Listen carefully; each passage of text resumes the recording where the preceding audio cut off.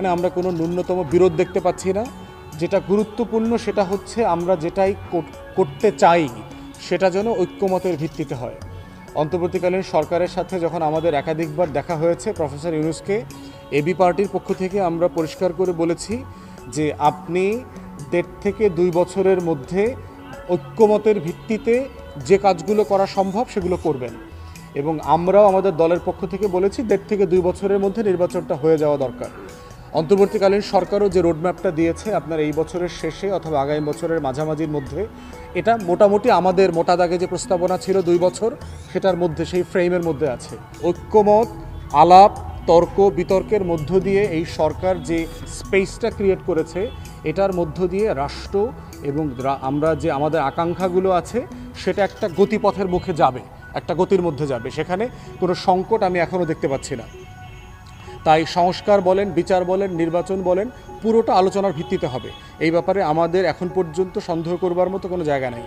মোটা দাগে আমরা দেখতে পাচ্ছি যে বাংলাদেশে এই মুহূর্তে নির্বাচনে ক্ষমতায় আসার মতো দল আসলে একটা আছে। বিএনপি ছাড়া ইনফ্যাক্ট অন্য কোনো রাজনৈতিক দল নাই।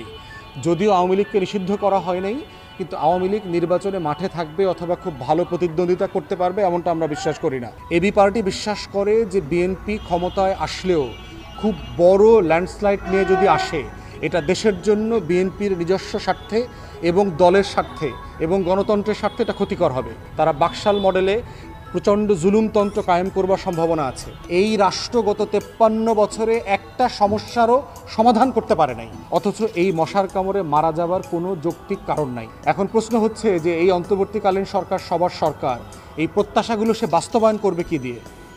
সরকারকে একটা জিনিস নাগরিকের কাছে পৌঁছাইতে 2টা জিনিস লাগে। একটা হচ্ছে সরকারের ব্যাংক অ্যাকাউন্টে টাকা থাকা লাগে। রাষ্ট্রের ব্যাংক অ্যাকাউন্ট আওয়ামী লীগ ফাঁকা করে দিয়ে গেছে।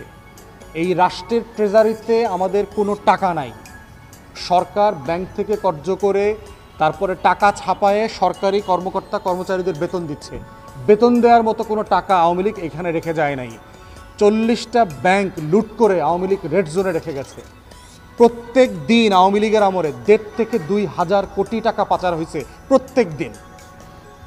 সেই রাষ্ট্রে আপনি সমস্যাটা সমাধান করবেন কোত্থেকে?